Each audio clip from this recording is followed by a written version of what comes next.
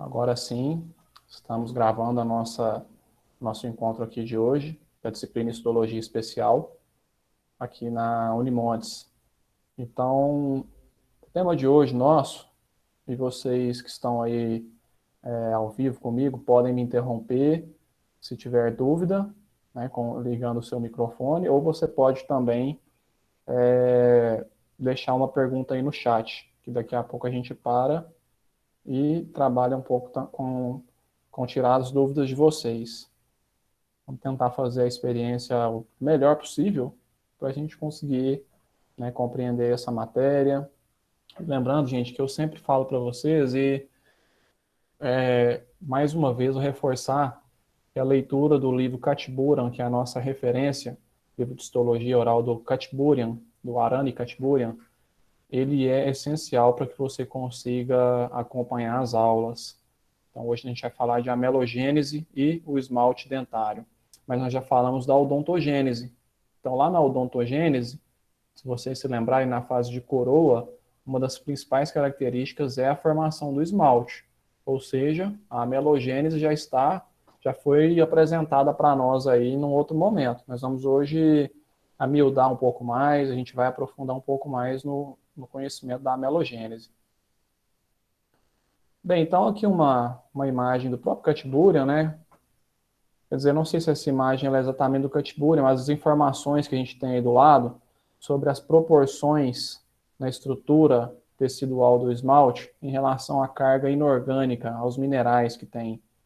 Então vocês percebem que o esmalte ele tem 97% inorgânico, ou seja, é muito pouco que tem de água e de matéria orgânica. É um tecido vítreo, praticamente, um tecido formado por cristais.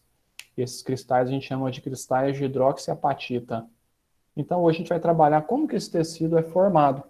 Eu já digo para vocês que o esmalte, ele é um tecido que após formado, ele ainda tem uma dinâmica de alteração na sua estrutura, mas ele não vai ter mais nenhum tipo de célula presente que seja capaz de fazer reparo do esmalte ou uma nova produção de esmalte.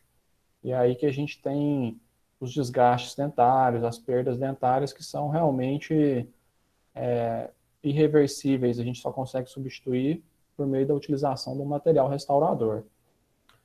Então a gente olha aqui na informação do canto desse slide, a cor mais branca dos dentes descidos, se comparados aos correspondentes permanentes, deve-se à menor translucidez do esmalte.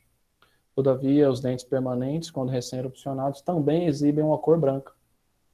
Com maior exposição na boca, o esmalte aumenta sua translucência por causa da maturação pós-eruptiva, deixando, portanto, aparecer a cor mais adentina subjacente. Então, às vezes, o dente fica com um tom um pouco mais amarelado, porque a partir da translucidez percebe-se a dentina, que tem uma tonalidade um pouco mais amarelada. E já de antemão a gente está vendo aqui, né, que existe um período de maturação da formação cristalina do esmalte que acontece na boca, pós-eruptiva, pós-erupção da estrutura dentária na cavidade bucal. E a gente vai voltar a bater nessa tecla mais para frente. Então, o esmalte ele tem uma espessura máxima aí de 2,5 milímetros. Então, isso mostra para nós dentistas, né, como que a gente tem que trabalhar com medidas, né, e são medidas bem delicadas, né, quer dizer, com 1,5 milímetros, você rompeu mais da metade da estrutura do esmalte se você estiver usando uma broquinha. Então, quer dizer, é bastante delicada a nossa profissão e a gente vai aprender a lidar bem com essas medidas milimétricas, né, a partir da experiência que a gente vai obtendo ao longo das disciplinas. Bem, eu vou chamar o Paulo aí novamente. Eu quero te perguntar, Paulo, estou usando o Paulo de referência só para entender o que vocês estão vendo. O Paulo é o nosso representante de turma. Oi. Paulo, você consegue ver aí uma apontadora a laser passando na tela? Uma bolinha vermelha? Sim, sim. Então, tá, já. Você está vendo uma imagem histológica também, né? Isso. Então tá, joia. Qualquer coisa, Paulo, você me interrompe aí, tá? Se eu estiver falando uma coisa que não está compatível com o slide que está aparecendo, se tiver algum Beleza, atraso, beleza. Pode deixar. então tá, joia. Aqui a gente está vendo uma microscopia, né, uma micrografia de uma microscopia de luz, corada em hematoxilina e eosina, e quem for mais espertinho aí já percebeu que tem uma seta apontando aqui para ameloblasto, tem uma seta apontando para dentina, tem uma seta aqui apontando para uma estrutura mais basofílica ou mais arroxeada, chamando ela de esmalte dental. Eu prefiro usar o termo esmalte dentário, ao invés de dental. Então, logo, observando que já tem essas estruturas, você já é capaz de classificar essa fase da odontogênese como fase em coroa. Lembrando que alguns autores de artigos e até livros acadêmicos, eles podem chamar essa fase de campânula avançada. Então, de repente, se você for ler numa bibliografia complementar, você fala assim, mas cadê a fase em coroa? E aí você vai perceber que ele chama de fase de campânula inicial e fase de campânula tardia. Ok? Então, muito bem. Aqui vocês estão vendo... Vou pedir só um minutinho para fechar a porta aqui por conta dos ruídos, né? Essa hora dá vontade de trancar todo mundo em casa, né, gente? Só um minutinho.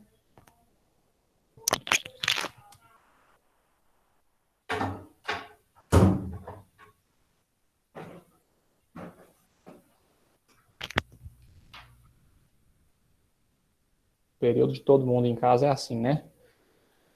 Acho que tem alguém chegando na sala aqui.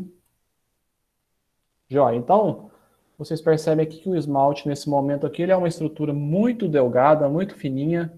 Os ameloblastos já estão bem desenvolvidos, as células colunares, né? Você percebe que acima de cada célula colunar dessa, tá aqui no formato de imagina uma pecinha de dominó, em cima dele existe uma outra camada onde os núcleos dessas células estão um pouquinho deitados de lado. Vamos ver se eu consigo ampliar um pouco. Olha que legal, então, a gente consegue ver, né, que existem umas células aqui com o núcleo perpendicular ao núcleo do esmalte, que seria aquelas células do extrato intermediário. E acima dessa camada, onde as células ficam mais esticadinhas, a gente fala que é o retículo estrelado do órgão do esmalte, né, porque às vezes dá um aspecto de uma estrelinha. Essas células que estão afastadas entre si por uma grande quantidade de substância fundamental amorfa intercelular.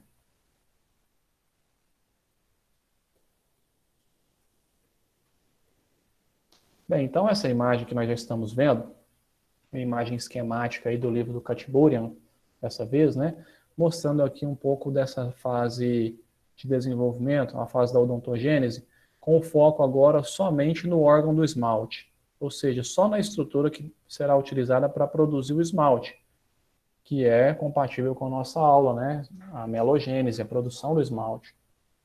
Então você percebe que aqui provavelmente na fase de capuz, e aí essa fase de capuz começa a aparecer uma célula com um grau um pouco maior de diferenciação e que para de se multiplicar, ela para de sofrer mitose. Quando ela para de sofrer mitose, ela começa a provocar uma dobra, uma curvatura, que vai ser importante para a determinação da forma do futuro dente. Então a gente fala que nessa fase aqui, a gente está passando para a fase em campânula.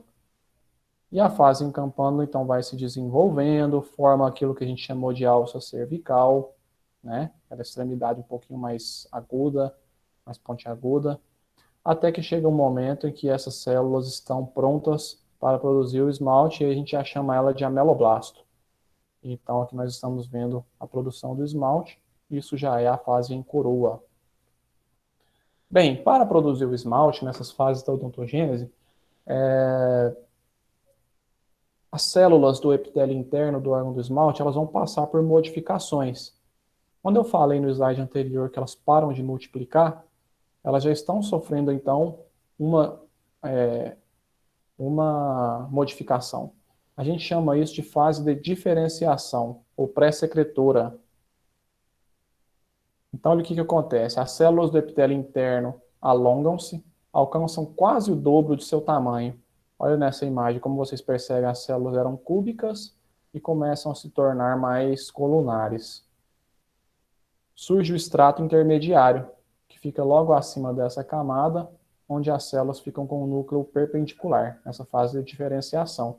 Então aqui a gente está falando lá da fase de campânula, comecinho da fase de campânula, acontecem essas modificações no epitélio interno do órgão do esmalte.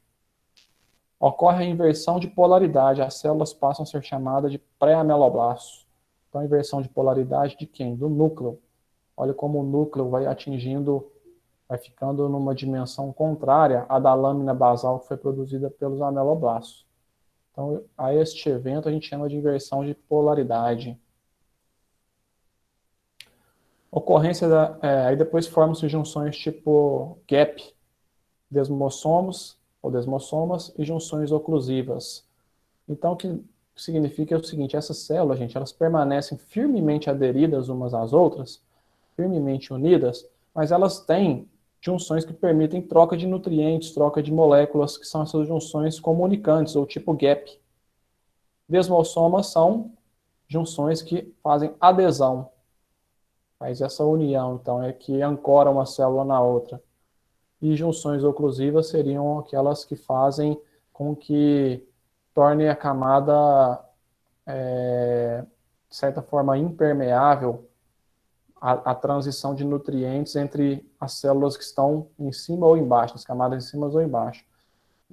Explicando de uma outra forma, essas junções, então, oclusivas, elas fazem com que entre essas células hajam uma barreira para que nada saia desse estrato superficial para baixo ou nada passe daqui para cima, para o retículo estrelado. Então, entre uma célula e outra, elas estão unidas e elas bloqueiam a permeabilidade de líquidos, de nutrientes.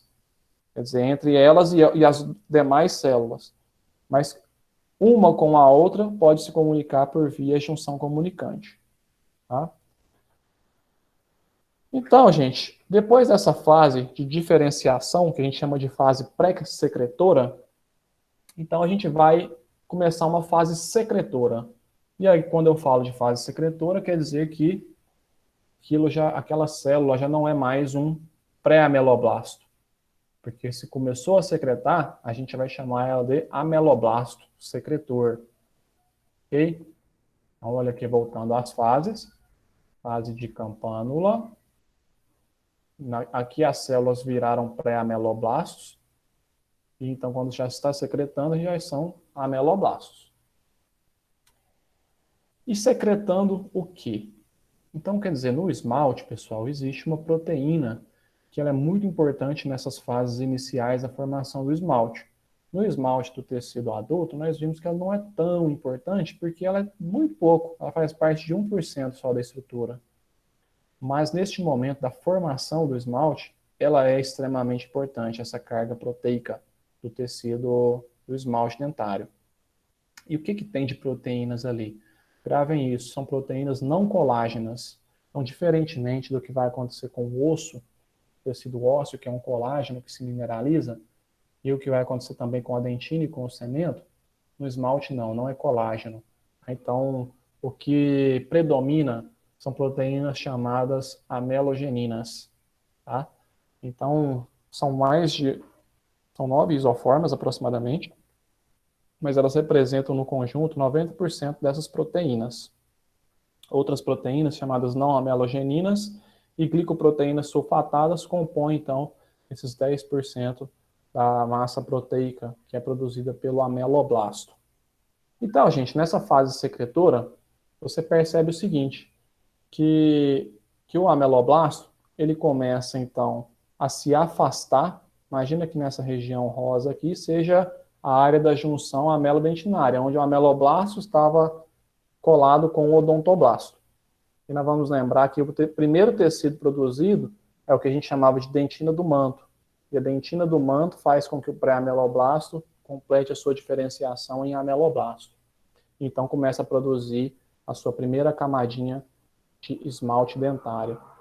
E quando a gente atinge aproximadamente 30 micrômetros de espessura, o que significa uma espessura extremamente fina, essas células, chamadas agora de ameloblastos secretores, elas começam a formar uniões adicionais, uma junção adicional entre elas, que acaba provocando uma dobra na célula. À medida que a célula produz, é como se essa junção puxasse uma das extremidades dela, e aí então faz uma dobra semelhante a uma cunha ou a um V aqui, né, no caso dessa imagem, que a gente chama de processo de Thomes.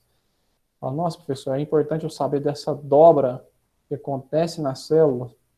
Nesse caso é. Então, o processo de Thomes, que é esse biquinho aqui, ele é importante para o nosso conhecimento, por quê? Porque a partir dessa deformidadezinha que surge na extremidade do ameloblasto, começa-se a ter uma mudança de orientação dessa matriz proteica, e essa matriz proteica é que vai orientar a mineralização e a formação dos cristais de hidroxiapatita. Então, quando surge o processo de Thomes, está surgindo uma estrutura que vai orientar de uma maneira diferente os cristais que serão formados de hidroxiapatita. Essa camada de Thomes, os cristais estão praticamente todos paralelos, são esses risquinhos aqui.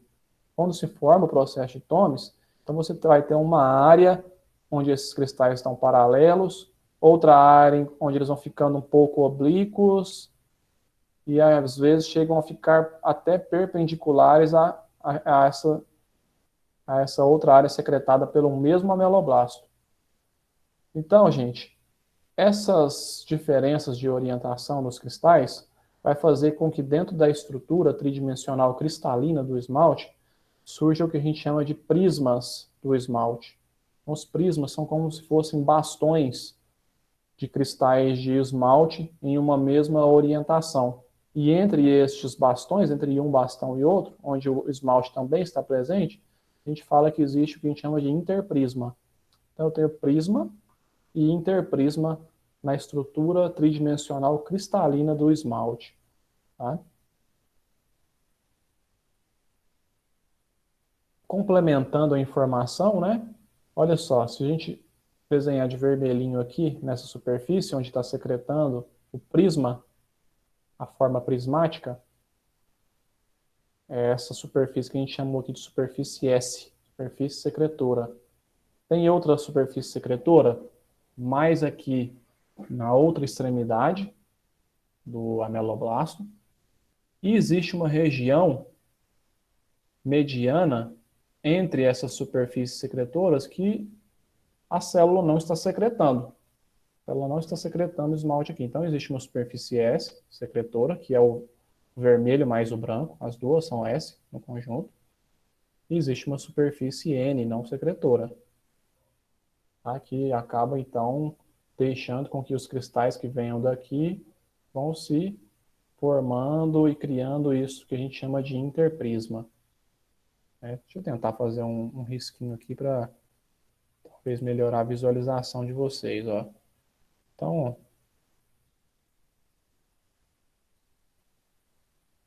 isso daqui seria, por exemplo, um começo de formação de um prisma. E isso daqui de um interprisma. O esmalte adulto ele é cheio disso, exceto nas suas camadas iniciais, onde nós estamos vendo aí que é um esmalte aprismático. Bem, então nessa fase secretora, olhando aqui para uma microscopia eletrônica de transmissão, a gente sabe que a de varredura dá aquela sensação de 3D, de tridimensional. E a microscopia eletrônica de transmissão a gente permite ver organelas, né, a vesícula de secreção aqui dentro. Então você percebe, ó, que existe essa ponta na célula, que é o processo de Thomes. Olha a face não secretora aqui. Olha uma face secretora. Então aqui está sendo produzida a orientação de cristal que vai formar um prisma. E aqui o interprisma. A superfície secretora do ameloblasto recebe o nome de superfície S e a não secretora de N. No esmalte adjacente à superfície S, os cristais são paralelos entre si, seguindo o eixo do prisma, inclinando-se lentamente nas periferias, onde se forma a bainha prismática. Na superfície N, os cristais ficam inclinados em outra direção, formando a região interprismática. Então, quer dizer, além ainda dessa região interprismática e o prisma, tem uma área onde a gente vai chamar de bainha prismática, como se tivesse, onde começou a ter uma mudança de orientação dos cristais, forma uma estrutura que lembra uma bainha uma capa de revestimento desse prisma. Professor, é diferente a mineralização entre prisma e interprisma? Não. A mineralização é igual, só muda a orientação dos cristais. O processo de Thomes contém grânulos de secreção, vesículas, lisossomas, fagossomas, estabelecendo um sistema endossômico-lisossômico. O que eu quero dizer com isso, gente? À medida que o esmalte está sendo, as proteínas do esmalte estão sendo exocitadas, né? Já existe um sistema em ação fazendo com que aquelas proteínas comecem a sofrer já deposição de cálcio e serem reabsorvidas. Vou mostrar para vocês numa figura como que isso funciona. Mas isso acontece, ó, essa fase de secreção do esmalte e ao mesmo tempo já de digestão da proteína, porque ela vai ser, a proteína do esmalte, ela vai servir apenas para orientar, nesse momento, a grande maioria delas, orientar a formação dos cristais. Quando os cristais estão sendo formados, elas precisam de ser reabsorvidas para dar espaço, né? Então, esse período onde essa atividade está acontecendo, dura 35% de toda a formação do esmalte. Daqui a pouco vai aparecer uma figurinha para a gente explicar melhor esse sistema endossômico lisossômico.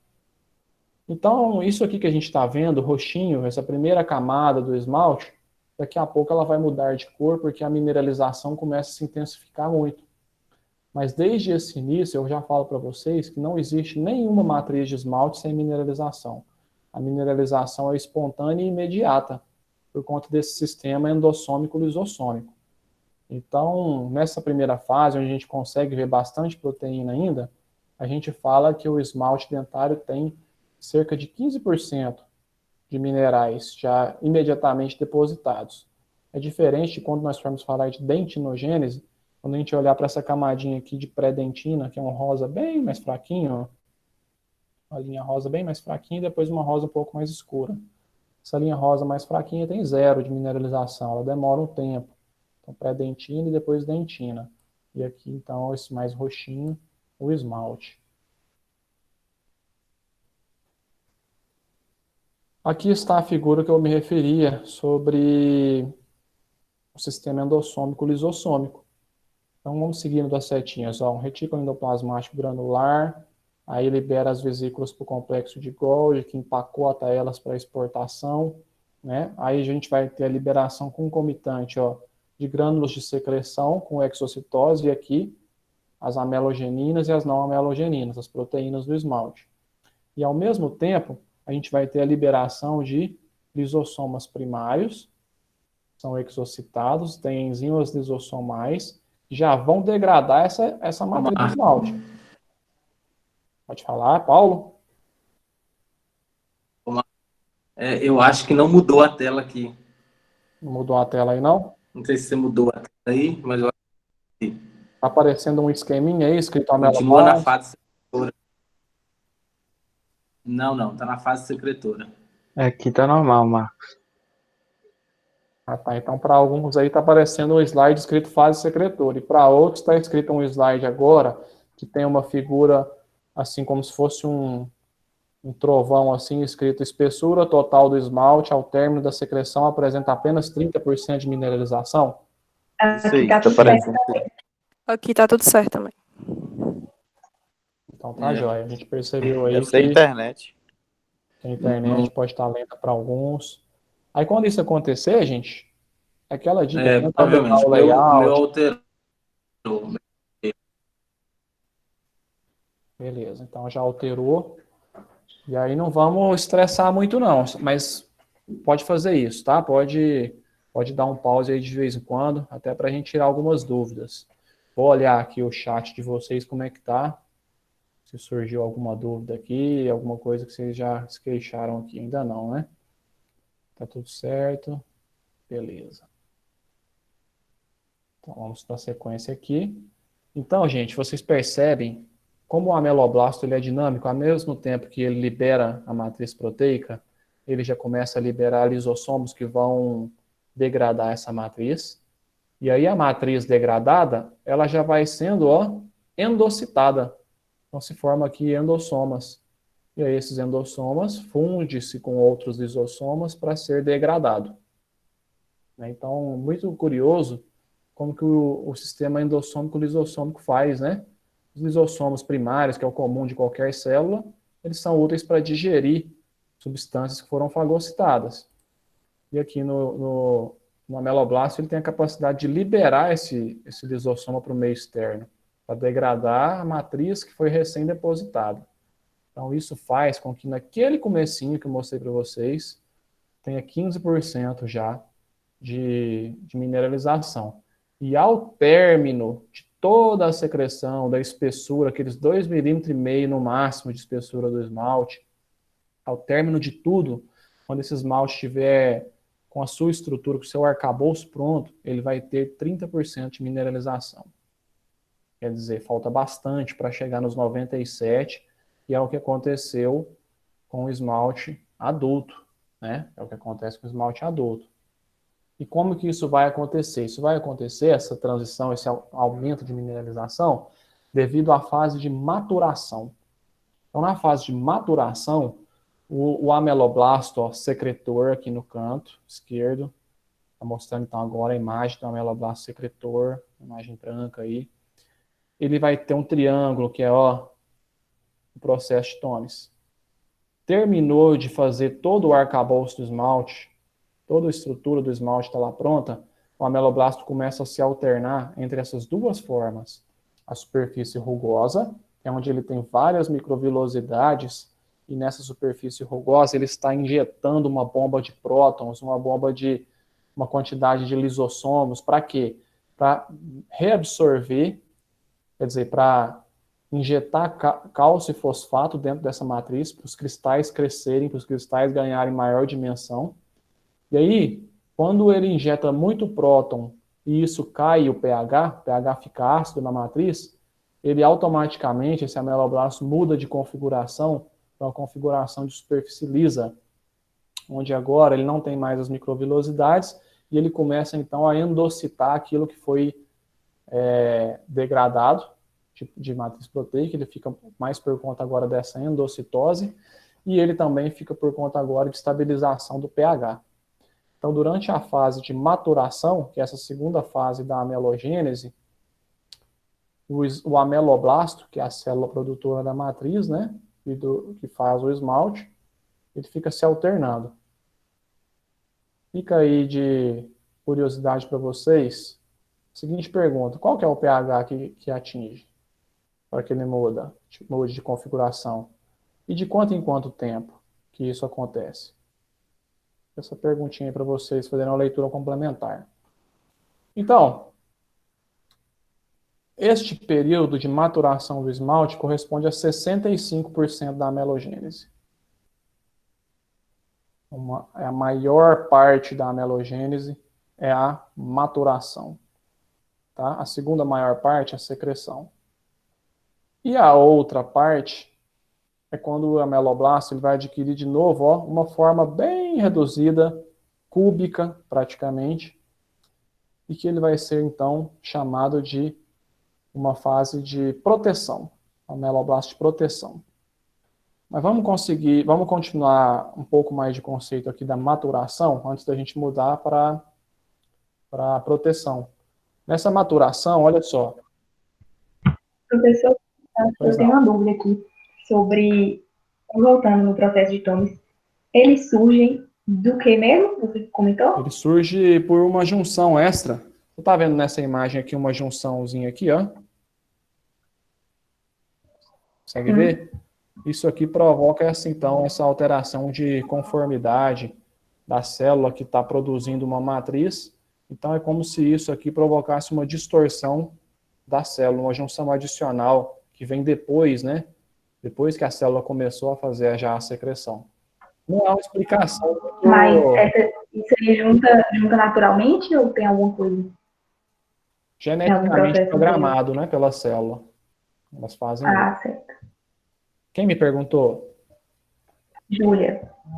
Então, Júlia, não é uma explicação assim que a gente fica facilmente convencido com ela, porque eu acho que, na verdade, nem existe uma explicação melhor do que essa, por enquanto. Mas é o que a gente vai encontrar aí na literatura, dessa distorção que surge, né, provocada intencionalmente pelo DNA do ameloblasto mesmo, para que seja, então, construído um esmalte prismático. Ok? Certo. Tudo bem. Então tá, vamos falar um pouquinho mais dessas proteínas que estão lá. Como é que elas funcionam? Ó, a enamelina possui uma afinidade com fibrilas colágenas da dentina. Então lá naquela primeira camada de esmalte que vai ser produzida, já existe uma dentina do manto produzida. Então, essa enamelina, reza a lenda aí, que possui afinidade com as fibrilas colágenas da dentina e parece favorecer uma nucleação de minerais a partir da mineralização da dentina. É como se o ameloblasto tivesse uma proteína que vai puxar um pouco, trazer para si a onda de mineralização, de nucleação de sais de cálcio fosfato, que já começou na dentina. Então, é como se ele estivesse propagando esse processo da dentina para o esmalte. A enamelina faz, reza a lenda, que tem essa função. A tufelina parece ter capacidade de agente nucleador de cálcio. Então, ela seria uma forma independente de começar um novo depósito de cálcio. E a amelogenina, que é a maior parte dessas proteínas, orienta o crescimento. Então, ela vai, né, dando ali um norte, uma direção para esses cristais se formarem. Então, gente, olha aqui uma imagem significando, né, representando o contato de um ameloblasto com o odontoblasto de azulzinho. Ficam em íntimo contato, contato muito próximo, às vezes até o prolongamento do odontoblasto, depois a gente vai ver como ele surge, às vezes ele até se entremeia um pouco aqui com os ameloblastos. Então a vesícula de matriz, que é o que é utilizado para calcificar a dentina, e depois a gente vai falar um pouco dela, começa a calcificação aqui na dentina, e o pré-ameloblasto, como está aqui muito perto, ele já deposita uma matriz contendo a enamelina, e como a gente falou, né, ela tem essa afinidade com as fibrilas de colágeno, e aí ela pode fazer se propagar a nucleação de cálcio que já começou previamente na dentina.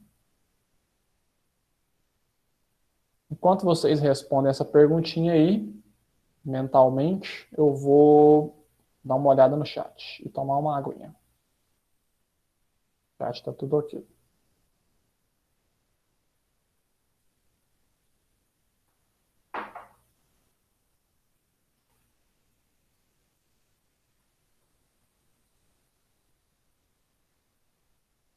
Temos 25 pessoas agora na sala, olha que beleza.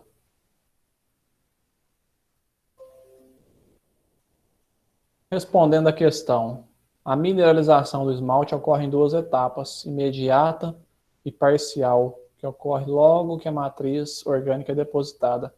E a maturação, que consiste na mineralização gradual e completa do esmalte, e a maneira, quer dizer, por fim, é essa final, né? A maturação continua. A, quando o dente rompe na cavidade bucal. B, no 5º mês de vida intrauterina. C, no 6º mês de vida intrauterina, após 30 dias do nascimento, no 5º estágio de Nola. Os estágios de Nola são os estágios de formação do dente que nós podemos ver na radiografia. Isso vocês vão aprender melhor lá na disciplina de odontopediatria. Importante também para concurso. Vocês estão vendo aí um concurso, ó, Tribunal Regional Federal, né? Um concurso que de vez em quando tem, pelo menos anualmente, em uma das regiões do Brasil, um cargo bastante interessante, onde você pode trabalhar aí junto ao tribunal, como dentista. Então a resposta aí, né, a mineralização do esmalte dentário ocorre em duas etapas, imediata e parcial, mineralização, que ocorre logo após a matriz depositada, e a segunda etapa, que é a maturação, que consiste na mineralização gradual e completa do esmalte. Feito isso, a maturação continua quando? Quando o dente rompe na cavidade bucal. que a gente falou, né? Maturação pós-eruptiva. Bem, então esses cristais eles vão crescendo. Aqui eu já comecei a dar uma colinha aqui do pH, né? Com relação ao pH. Depois eu quero que vocês façam essa leitura. Tem uma queda de pH quando o esmalte, o ameloblasto está com essa superfície rugosa. Ele injeta prótons, íons cálcio para o crescimento ativo do esmalte, o pH cai. Quando o pH cai, ele muda de conformação para um ameloblasto com terminação lisa. E aí as metaloproteinases vão degradando, amelogeninas, né? Metaloproteinases são as enzimas que a gente mostrou que podem sair lá dos lisossomos. E por fim, então, a fase de proteção do esmalte. Depósito de material semelhante à lâmina basal sobre o esmalte, aprismático terminal. Então, não sei se foi Júlia que havia me perguntado sobre o prisma. Na hora que o esmalte está quase terminando a sua formação, ele perde novamente esse processo de Thomes e faz então uma última camada de esmalte que é aprismático. Então a gente tem a esmalte prismático no começo e no fim. Formação do epitélio reduzido do órgão do esmalte será importante para a formação do epitélio juncional. O que é epitélio reduzido do órgão do esmalte? Também você vai anotar aí. O epitélio reduzido do órgão do esmalte, ele vai ser o resultado da soma de células epiteliais do órgão do esmalte que formavam antes, então, que é o ameloblasto de proteção, o estrato intermediário, o retículo estrelado do órgão do esmalte e o epitélio externo do órgão do esmalte. Então, essas 4 camadas, elas agora já fizeram toda a sua função, as células se atrofiam bastante e elas se reduzem a praticamente 2 camadas, que a gente chama de epitélio reduzido do órgão do esmalte. E esse epitélio reduzido do órgão do esmalte, ele fica recobrindo o esmalte dentário todo até a sua erupção na cavidade bucal. À medida que esse epitélio reduzido do órgão do esmalte vai se aproximando do meio externo da cavidade bucal, ele se une com o epitélio próprio da boca, com o epitélio da mucosa da boca. Então, existe uma fusão do epitélio reduzido do órgão do esmalte com o epitélio bucal. E assim o dente vai emergindo na cavidade bucal sem haver nenhuma ruptura, nenhum rasgo de gengiva. Então, aquilo que a gente pensa, está sangrando porque o dente está erupcionando. Não tem, quer dizer, a criança está coçando, está sentindo dor, febre porque está rasgando a gengiva. Então, não é assim, não é essa a história, não existe um rasgo, né? Não existe uma comunicação de tecido conjuntivo. Às vezes essa irritação, até uma certa febre, ela surge por conta de substâncias que estão sendo produzidas durante essa erupção e que nós vamos falar um pouco disso lá na aula de erupção, que é mais para frente, tá? Então, para a gente entender um pouco aí. Então, formou-se o esmalte dentário. Agora a gente vai passar para observar a estrutura do esmalte dentário. A estrutura desse esmalte dentário já formado. Aqui, então, no seu lado direito aí, você está vendo uma imagem com um aspecto tridimensional. Significa, então, que é uma microscopia eletrônica de varredura. Da esquerda, microscopia eletrônica de transmissão.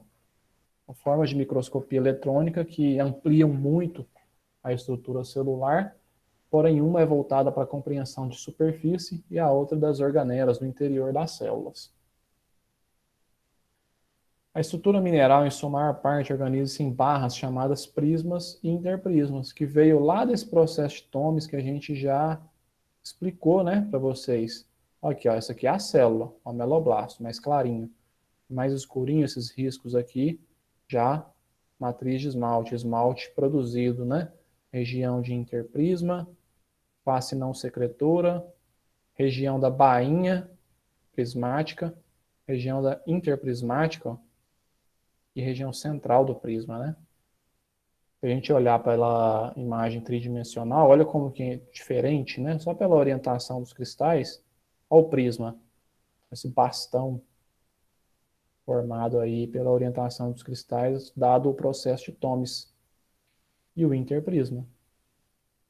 E esse lugarzinho aqui que parece uma fenda comunicando os dois, a gente pode chamar de bainha do prisma.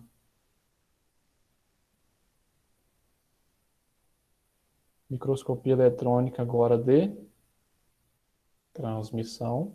Espero que já tenham entendido isso. Olha os cristais, ficam risquinhos nos minerais, né? Olha aqui, os cristais de hidroxiapatita. Olha essa imagem, gente, que sensacional. Como que a gente consegue ampliar o ponto, ó, de notar o cristal de hidroxiapatita, uma estrutura basicamente formada por cálcio, fosfato e hidroxila, a hidroxiapatita. É isso aqui que está presente em qualquer tecido mineral do seu corpo, seja osso, seja dentina, seja cimento, e muito, muito no esmalte. O esmalte é o tecido de maior carga mineral do corpo humano. Se a gente faz um corte transversal nessa estrutura, tem autores que descobriram que assemelha-se a uma fechadura de uma porta. Quando a gente soma um corte, então, né, transversal, ó, do prisma e do interprisma junto. Então, quer dizer, essa estrutura, parecida com uma fechadura de uma porta, foi produzida por um único ameloblasto. Então, um único ameloblasto, ele produz tanto o prisma quanto o interprisma, foi o que a gente viu lá, pelas suas faces secretoras de orientações diferentes devido ao processo de Thomes. E aí a gente chama nessa imagem aqui, então, o prisma de cabeça e o interprisma de cauda. Quem quiser falar que parece um peixe, né? Então, semelhante a um orifício de fechadura. Olha aqui, tridimensionalmente falando. Parece mesmo um encaixe aí de uma chave dos modelos antigos, né? Olhando para a matriz do esmalte, às vezes a gente consegue desenhar isso. Mas essa imagem à sua direita é aquela que a gente vai mais ter acesso pela microscopia de luz. Isso quando o esmalte estiver imaturo. Porque quando o esmalte estiver maduro, vamos lembrar que só vai ter 1% de proteína. Então a hematoxilina e a eosina não vai marcar nada, porque não tem praticamente nada na microscopia de luz. Vai ser uma imagem negativa, um vazio, um branco. Mas quando esse esmalte está em maturação ou em secreção, a gente consegue ver essa matriz proteica, que os autores falam que lembra a escama de um peixe. Tá? Então esse termo escamas de peixe ele é utilizado para a descrição morfológica do aspecto microscópico dessa matriz.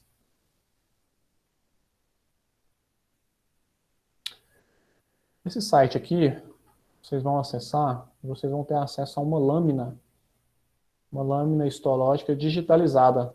Uma lâmina digitalizada, e nós vamos utilizar ela para fazer a nossa aula prática.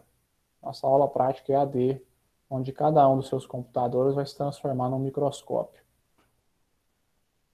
Então, observando nessa região aqui, ó, imagino que eu vou dar um aumento dessa região. Vocês estão vendo aqui um dente, um tecido conjuntivo, um epitélio. Então, o brancão aqui é a boca. Quer dizer, o dente está em erupção. Ó. Esse dente está em erupção. A trabécula óssea já está restrita praticamente a esse lado aqui do corte. Não tem osso mais, teto de osso separando o dente da mucosa bucal. Então, é um dente em erupção. E nós vamos aproveitar essa imagem depois para explicar várias outras coisas. Agora eu estou querendo usar para mostrar para vocês, ó, a diferença entre matriz do esmalte e da dentina. Professor, mas as duas são riscadinhas, são. Mas no riscadinho da dentina, você percebe que ele faz espaços brancos, onde estão os túbulos dentinários, ó, espaços brancos. No do esmalte, a gente percebe que é como se fosse uma ondulação, realmente semelhando-se a uma escama de peixe. Então, esse aí é a imagem, né, que a gente conseguiu ver. Se vocês forem lá explorar, que é o que eu recomendo fazer após essa aula, vocês vão ver que existe um branco aqui entre essa matriz e os ameloblastos. Esse branco aqui é artefato. Então, o corte, quando vai passar a navalha para fazer a produção do tecido, as estruturas com densidades diferentes, elas acabam se soltando, rasgando. Mas você vai imaginar que é como se isso aqui, né, onde eu estou apontando, estivesse em contato com isso daqui, que é a camada de ameloblastos. E isso aqui em contato com a dentina, que é a junção amelodentinária. E isso aqui, que são os odontoblastos, em contato com a dentina. Para dentro aqui a polpa dentária, para fora mais um pouco vocês vão começar a ver o retículo estrelado do órgão do esmalte. Microscopia eletrônica, então, agora de varredura, mostrando um esmalte normal, mais clarinho assim, e bem fino, a gente chama de bainha prismática. Entre uma bainha e outra, o interprismático, e o que tem um formato circular é o prisma. Quando a gente faz uma dissolução por ácido, só por exemplo na cárie, a primeira coisa que acontece é a dissolução do... começa a dissolver um pouco mais rápido o prisma. Quer dizer, não é porque ele é menos mineralizado, é por causa da orientação dos cristais, acaba favorecendo com que eles sejam reabsorvidos, né, com que eles sejam desmineralizados mais fácil a partir do ácido. E aí faz uma superfície como se fosse uma ondulação. Bem, então agora aqui nesse momento a gente começa a mostrar algumas coisas que pode ajudar você a responder questões lá da sua atividade prática. Eu decidi não falar da atividade prática da semana passada, por enquanto, porque algumas pessoas deixaram para entregar de última hora. Estão entregando agora, tá? Como a gente está em tratamento especial, eu vou aceitar, mas próxima vez, assim, a tarefa de uma semana para outra, no dia da aula, ela já deve ter sido entregue, porque senão eu não consigo corrigir. Né? Tem que ter sido entregue num dia antes. Muito bem. Então, surge distúrbio durante a amelogênese? Surge. Na secreção, vai surgir distúrbios que a gente chama de hipoplasia. Quer dizer, hipo de menos, plasia de formação. Então, se eu estou tendo menos secreção, eu vou ter a formação de áreas de ausência de esmalte. Então, áreas hipoplásicas vão surgir no esmalte como se fosse pequenos furos, pequenos furinhos no esmalte. São áreas de hipoplasia do esmalte. Falhas na maturação, que é aquele momento onde a gente vê o ameloblasto alternando da forma rugosa para a forma lisa. Pode gerar hipocalcificações. E um grande exemplo que a gente vê aí é da fluorose. Então, a fluorose, ela é um excesso de flúor durante a formação dos germes dentários, porque a criança, às vezes, deglute bastante, né? Antigamente, as mães tomavam suplemento de flúor, algo que não é recomendado mais, porque a nossa água já é abastecida e já tem flúor na água, né? A água já é fluoretada. Então, surgem manchas brancas quando a falha é de maturação. Vocês estão vendo nessa imagem aqui embaixo, ó, perto da incisal dos dentes, áreas de manchas brancas. Talvez algum de vocês aí já tenha, então, pensado, poxa, então eu tenho fluorose. É uma coisa comum. E distúrbios na fase de secreção e maturação, por exemplo, no caso do manchamento por tetraciclina, que é um antibiótico. Então, quando está secretando ou maturando, isso pode acontecer, essa impregnação do tecido pelo antibiótico, pela tetraciclina. É um antibiótico muito utilizado na adolescência para evitar um pouco de espinhas, né? A gente chama de minociclina, mas tem outras utilidades, inclusive na odontologia, para tratar a doença periodontal, por exemplo, é um excelente antibiótico. Então, vamos continuar aqui avaliando a estrutura do esmalte. E aqui a gente está olhando agora um corte por desgaste. Quer dizer, o dente foi sendo desgastado, até ficar bem fininho, para conseguir deixar a luz transpassar por ele, e a gente conseguir ver no microscópio de luz. Na outra microscopia, que a gente utiliza a hematoxilina e eosina, esse dente precisa ser desmineralizado, para que a gente consiga cortar com a navalha. Aqui a técnica é diferente, a gente desgasta o dente até ele ficar fininho, para a gente conseguir visualizar a estrutura do esmalte. Porque, veja, como que eu vou ver a estrutura de um esmalte adulto se eu desmineralizar ele, e se 97% dele já era mineral? Então não sobra nada. Então, desenvolveu-se a técnica de visualização por desgaste, para a gente poder observar essas estruturas do esmalte.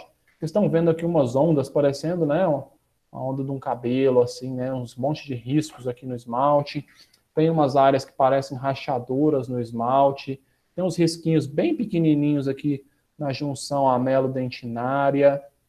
Tudo isso tem nome. Tudo isso tem nome e a gente vai reconhecer agora. Então, ó, essas ondas, né, que vão quase que até a superfície externa do esmalte, nas áreas de cúspide, e que nas áreas cervicais do dente elas atingem a superfície do esmalte, a gente chama essas ondas aí, né, então aqui num desenho esquemático, nas áreas cervicais do dente, a gente chama elas de linhas ou estrias de Retzius. O que as estrias de Retzius representam?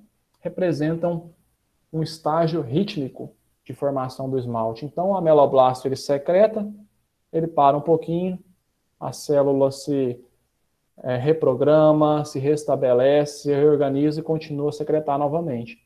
Só que nesses intervalinhos que o ameloblasto vai tendo entre os períodos de secreção, ele provoca pequenos desvios na orientação do cristal. E isso vai ser a causa que a gente consegue ver, então, essas linhas chamadas, então, de estrias de Retzius. Periquimáceas nada mais são do que as estrias de Retzius que se comunicam com o meio externo. Então, o que é estria de Retzius? São estrias que marcam o período incremental de formação do esmalte, né? E aí fica uma outra observação aí naquela curiosidade. De quanto em quanto tempo se forma uma estria de Retzius? Qual que é o período do esmalte que o ameloblasto, de quanto em quanto tempo que ele dá uma paradinha para respirar e depois continuar a formar o esmalte, então provoca essa alteração aí tridimensional chamada estria de Retzius. Tem uma microscopia eletrônica de varredura, mostrando então periquimáceas. Agora eu vou olhar aqui para o chat, e você que está tendo alguma dúvida, manda aí fala eu aí, que aí eu vou esperar você habilitar o seu nome, habilitar o seu microfone e a gente tenta interagir um pouco.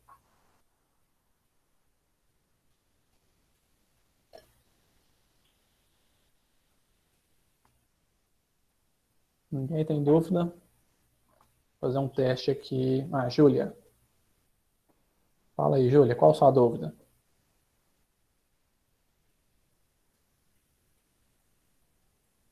Já digitou? E nos dentes... Aí, mas aqui é realmente...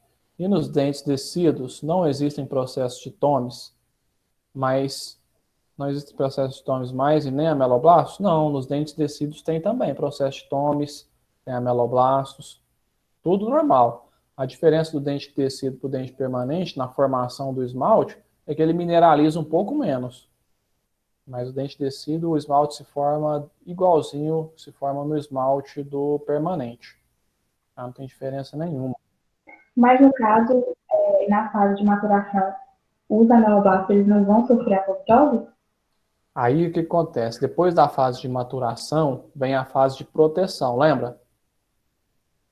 Sim. Depois da fase de proteção, surge aquilo que a gente chamou de epitélio reduzido do órgão do esmalte, que só serve mesmo para revestir o esmalte até ele entrar em contato com o epitélio da cavidade bucal.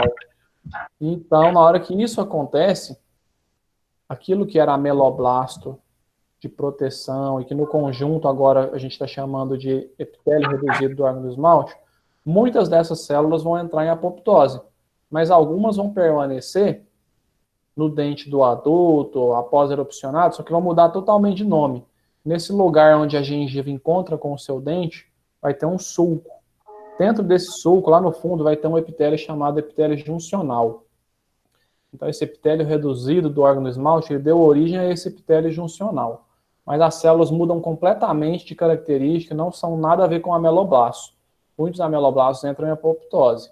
Então, o esmalte ele passa a ser um tecido, entre aspas, um tecido morto. Um tecido que apenas vai ter troca de água e de minerais com a saliva e com o meio bucal, mas não tem mais nada de formação dele de matriz. Era isso, sua dúvida? Entendi, era isso mesmo. Fala aí, Paulo.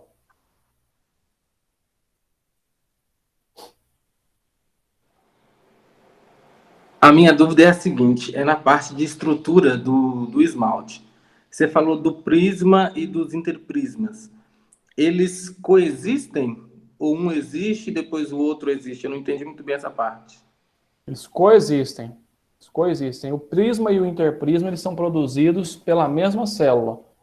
Então, são superfícies diferentes da célula que estão produzindo a matriz, mas elas dão orientações diferentes aos cristais, de forma que em um lugar vai ter uma região formando o que a gente chamou de prisma, e na outra região o interprisma, mas faz parte da estrutura do esmalte, prisma e interprisma. Beleza, entendi. Tranquilo? Vai Tranquilo. discutir, Obrigado. vamos discutindo, tá? Não precisa ficar aceitando a primeira resposta também não, viu, gente? Beleza, Camila, fala aí, Camila. Eu tenho uma dúvida sobre a questão das estrias que você falou de Rhesus. Eu não consegui entender quando que elas aparecem exatamente, qual que é o motivo. Tá bom. Quando elas aparecem é assim, ó. Ao longo da fase secretora do esmalte, o ameloblasto ele vai tendo períodos de repouso. Nesses períodos de repouso, eles mudam de configuração, eles mudam um pouco a orientação dos cristais quando eles retornam à atividade. Então, elas vão se formando como se fossem incrementos da formação do esmalte. E qual foi a outra pergunta mesmo? Quando que elas aparecem e como que eu consigo perceber elas? Você só vai conseguir perceber elas olhando um corte do esmalte por desgaste, que é esse corte aqui, ó. Então, você não vê clinicamente olhando para um dente de um paciente. Se você tiver uma visão boa, talvez uma lupa, você vai conseguir ver as periquimáceas perto da cervical, perto da gengiva, pequenas ondulações do esmalte. Seria uma manifestação externa das estrias de Rhesus. Isso aí a gente chama de periquimáceas. Sim, entendi. Obrigada. Nada. Bora continuar então. Depois, se vocês acharem que eu estou indo muito rápido, lembrem-se que vai ter um vídeo, pode assistir de novo, dar pause. Bem, então, olhando agora uma outra visão aqui do esmalte, né? Você continua vendo aqui nesse corte, ó, o esmalte está aqui, tem uma linha separando o esmalte da dentina, que a gente chama de junção amelodentinária, e no esmalte você ainda continua vendo, só que bem menos nítido, as estrias de Rhesus. Elas são perpendiculares, né? Quase que perpendiculares ou oblíquas à junção amelodentinária, né? Mas eu estou vendo aqui também a presença de uma estrutura, ó, que vai toda a extensão do esmalte, atravessa toda a extensão do esmalte, desde a junção amelodentinária até a superfície externa. Essa estrutura, que parece uma trinca ou uma rachadura, é uma área realmente onde existe uma mineralização defeituosa do esmalte. Um defeito natural que acontece, e a gente chama isso daqui então de lamela, lamelas do esmalte. Então isso daqui se chama uma lamela, quando atinge toda a dimensão da espessura do dente. Olha aí, ó, hipomineralizada, segue a direção dos prismas, é como se ela fosse paralela ao prisma,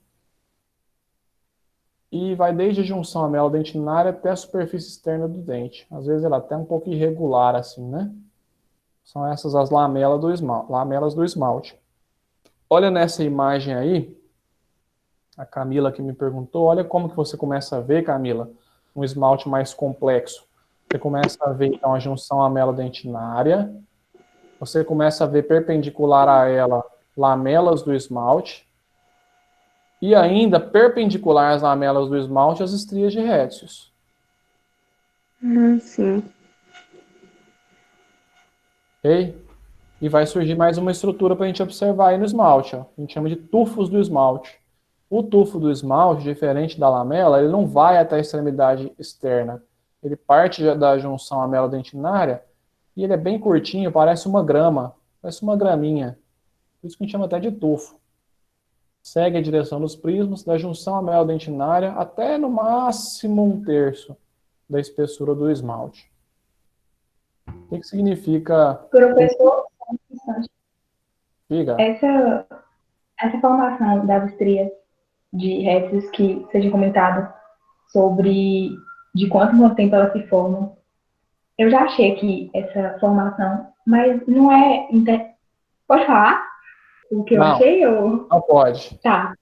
Mas é porque eu achei que o período é muito, muito grande. Eu pensei que seria bem menor que isso.